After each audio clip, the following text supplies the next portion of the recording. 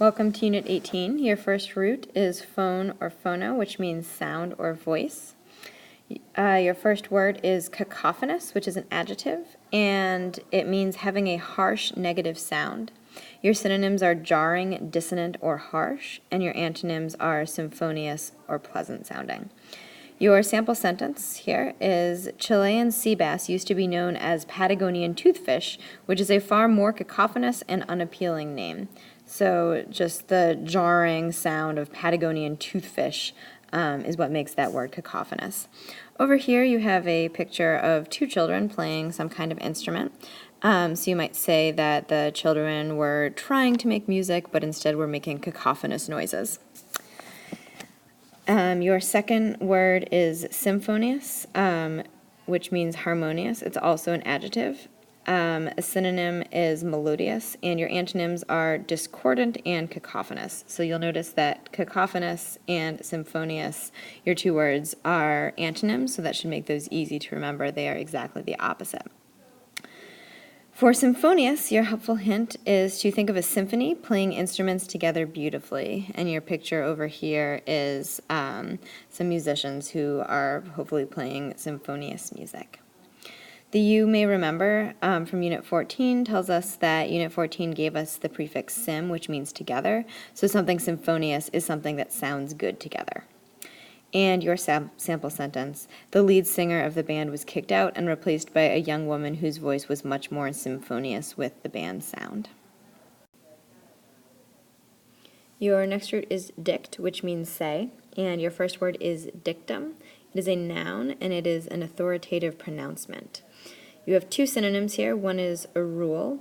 So a dictum can literally be a rule. So your parents might have the dictum that you can't use the car without asking, or your teacher might make the dictum that everyone needs to raise their hand before they speak. And the second synonym here is a precept, which is more of an unwritten rule. So you could follow the dictum to always treat others the way you want to be treated. Or you might believe in the dictum, an apple a day keeps the doctor away. So it's a rule that you follow, but more of a personal rule rather than an official rule. So either one of those work for the word dictum. Your sample sentence is posters went up around the city declaring the mayor's dictum about the new curfew. So the mayor has made a dictum that there is a curfew in the town, so everyone needs to be home at a certain time. Your second word is indictment. Note that pronunciation, indictment. And an indictment is any accusation, serious criticism, or cause for blame, often used in a legal sense. So if a court issues you an indictment, that means that you have legally and officially been accused of a crime.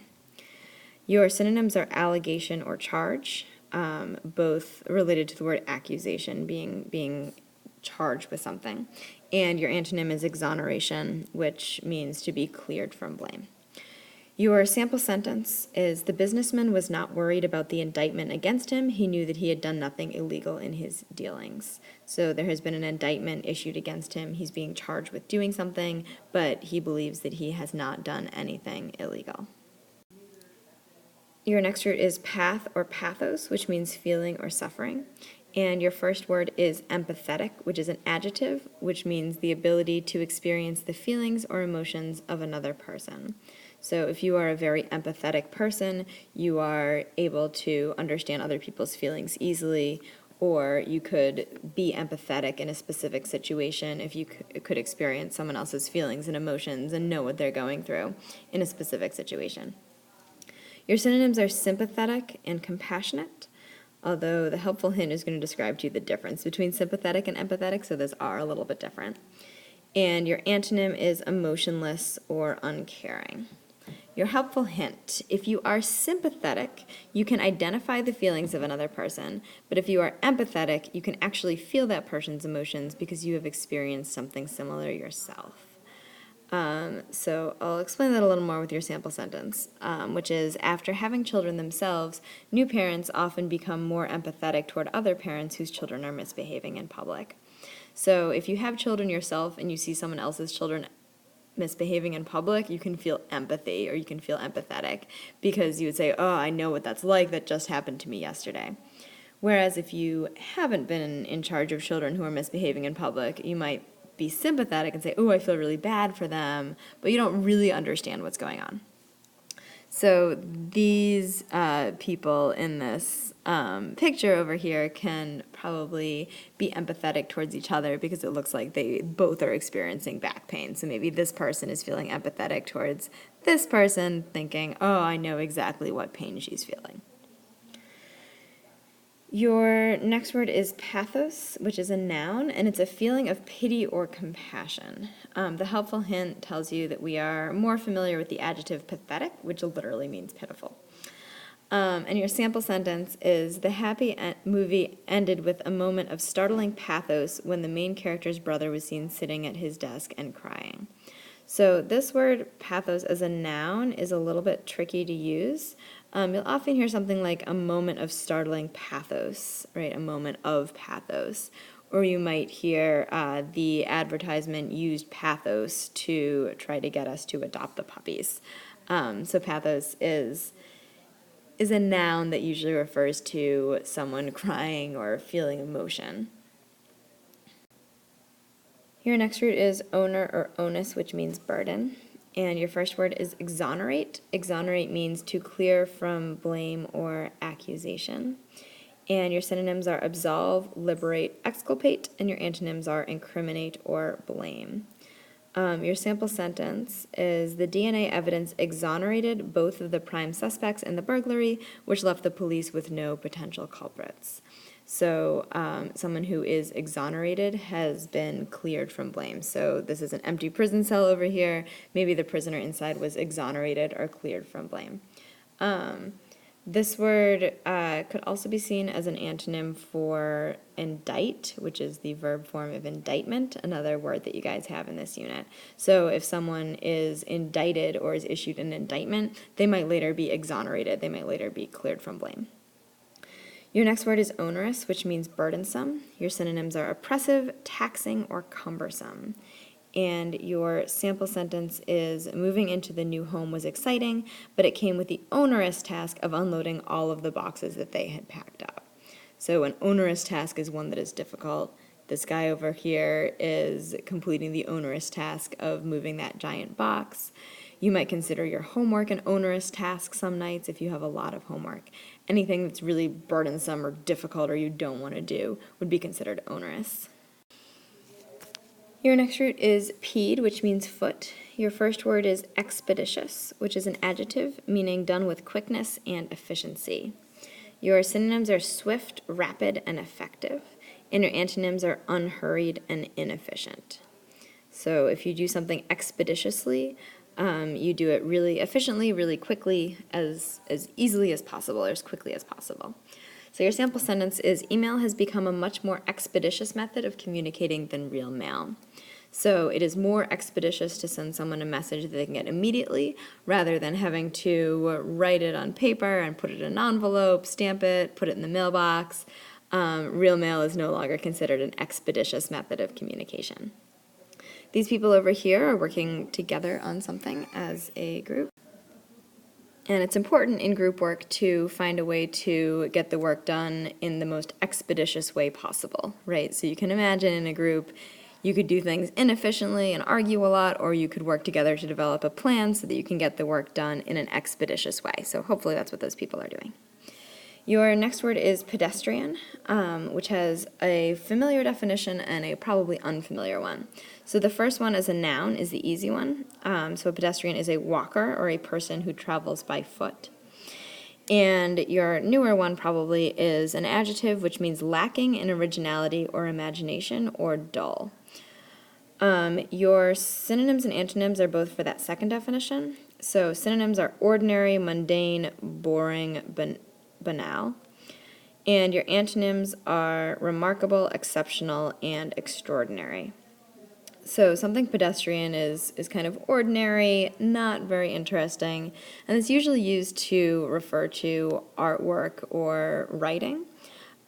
So over here, this is a pretty pedestrian little design that I've put together, right? So it's not a work of art. I might have spent some time on it and think that it's very creative because there's this smiley face in the middle of the flower, but really it's pretty pedestrian. There's nothing too original going on in it. You have a sample sentence for each word. So the first one is, we had to slow down for pedestrians much more often during the tourist season in our hometown because there are more people walking around.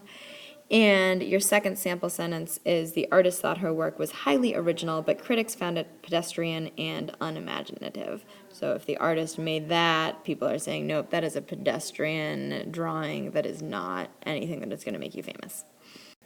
Your next root is mono, which means one. And your first word is monarch, which is a supreme ruler. Your synonyms are sovereign, or king or queen. And the sample sentence, although Russia is better without its czars, museums still hold grand and popular displays that show what the life of a Russian monarch was like. So monarch is a pretty simple word to use. Anytime you might say king or queen, you could just put in the word monarch for it. Right, a Russian monarch would be a Russian king or queen. Your second word is monotonous, which is an adjective, and it means tediously lacking in variety. Synonyms are droning, pedestrian, which is a word we just learned, and wearisome. And your antonyms are exciting and lively. The sample sentence is, the poetry out loud performance lost points because of the student's monotonous delivery, which buried the meaning of the lines of the poem. So a monotonous delivery would be one where the student is saying everything in the same tone, and there's no emotion or anything interesting going along in it. So if I were to speak in a monotonous way, it might sound something like this, and you'll note that you would probably very quickly fall asleep. The reason this girl is over here looking like this is because she is listening to something monotonous. So maybe it's a monotonous lecture or a monotonous recitation of something, but clearly it is something that is not very interesting, just like my voice. Your next root is ob, which means against, and your first word is obliterate, which means to destroy completely. Synonyms are annihilate or wipe out.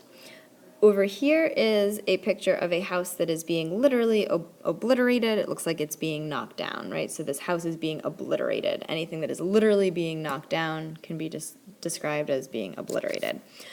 The sample sentence uses it a little bit more metaphorically. It says, the Pirates obliterated the Yankees in the 3-game series, outscoring them 31-2.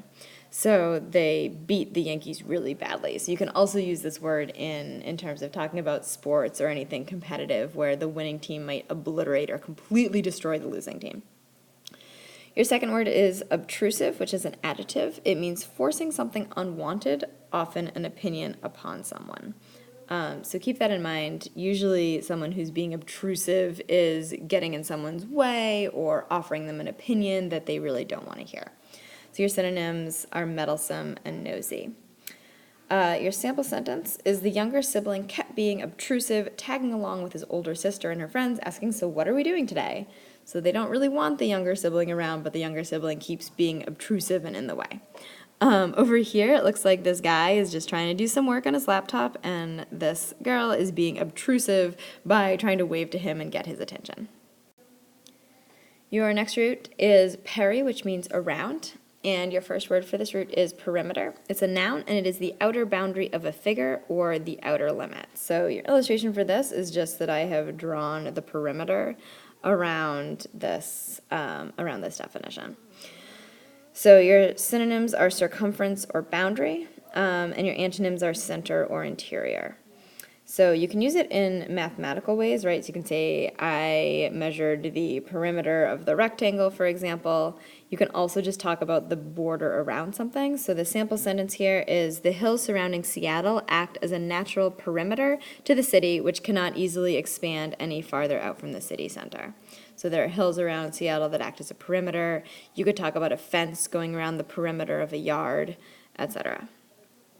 Your last word for this unit is peripheral, which is an adjective that means situated in the outermost area, or it can mean trivial or unimportant.